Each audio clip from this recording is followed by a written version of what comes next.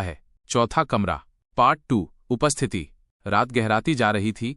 हिमालय की हवा जैसे अचानक थम गई हो। चांद की रोशनी खिड़की के शीशे पर पड़ रही थी और रवि बैठा था उसी खिड़की के पास, एक हाथ में कॉफी का कप, दूसरे हाथ में उसका प्यारा कैमरा। पर उसका मन कहीं और भटक रहा था।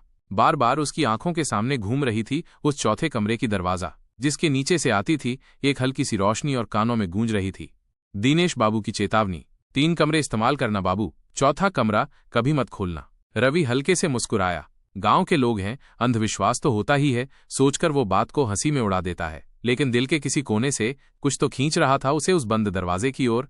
रात के 2 बजे, सब कुछ शांत, लेकिन रवि की नींद गायब। धीरे धीरे वो चल पड़ा उसी दरवाजे की ओर। हाथ रखा दरवाजे पर, कान लगाया। कोई आवाज नहीं, पर एक एहसास था, कोई है अंदर, शायद देख रहा है या सांसें ले रहा है। कुछ पल खड़ा रहकर रवि वापस चला गया। दरवाजा नहीं खोला, पर मन वहीं छूट गया।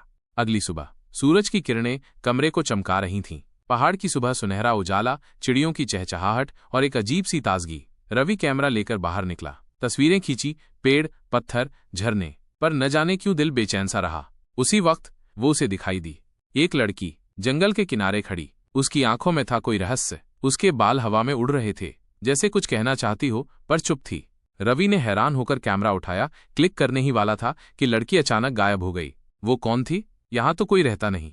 रवि उलझा हुआ मन लेकर घर लौटा, पर उस लड़की की आंखें दिल को कचोट रही थीं। रात फिर आई, फिर वही दरवाजा, फिर वही रोशनी, पर इस बार रोशनी कांप रही थी। रवि फिर से पास गया, हाथ बढ़ा, दरवाजे के हैंडल तक पहुंचा, और तभी दरवाजे के उस पार से किसी ने बहुत हल्के स्वर में कहा, एक स्त्री स्वर, धीमा और उदास, तुम लौट आए। रवि ठिठक गया, सारा बदन सिहर उठा। उसने तो पहले कभी ये जगह देखी भी नहीं थी, तो फिर लौट आए किस लिए? क्या चौथा कमरा उसी के इंतजार में था? जारी रहेगा पार्ट 3 में। जानिए वो लड़की कौन थी। रवि क्या वाकई अनजान है, या उसके अतीत की कोई परछाई इसी घर में छिपी है? सब्सक्राइब कीजिए। स्टोरी लाइफ डर और मोहब्बत की इस अनोखी दुनिया में आपका स्वागत है।